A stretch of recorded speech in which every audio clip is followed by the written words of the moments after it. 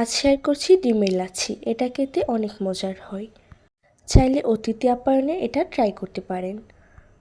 ডিমের লাচ্ছির জন্য আমি 2টি ডিমের মাঝে 2 টেবিল চামচ চিনি দিয়ে ভালোভাবে মিক্সড করে নিব।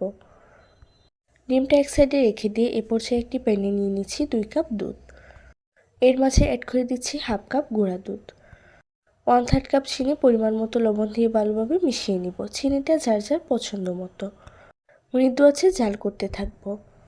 যখন অনেকটাই ঘন হয়ে আসবে এই পর্যায়ে অ্যাড করে দিব ডিমের মিশ্রণ। অল্প অল্প করে অ্যাড করতে থাকবো আর নাড়তে থাকবো। দিয়ে দিব 1/4 চা চামচ এলাচ গুঁড়া। সুন্দর একটা স্মেল তৈরিতে এবং ডিমের গন্ধ এড়াতে এটা হেল্প করবে। কিছুক্ষণ ঝাল করার পর এটা চুলা থেকে নামিয়ে নিব। চাইলে এই পর্যায়ে কিছু ড্রাই ফ্রুটস, বাদাম, কিশমিশ ইত্যাদি অ্যাড করতে পারেন। সহজভাবে শেয়ার করলাম আজ ডিমের লাচ্ছি। ভিডিওটি ভালো লাগলে পেজে ছোট্ট একটা লাইক দিন। এরকম সহজ রেসিপি পেতে চ্যানেলটি সাবস্ক্রাইব করে রাখবেন। আল্লাহ হাফেজ।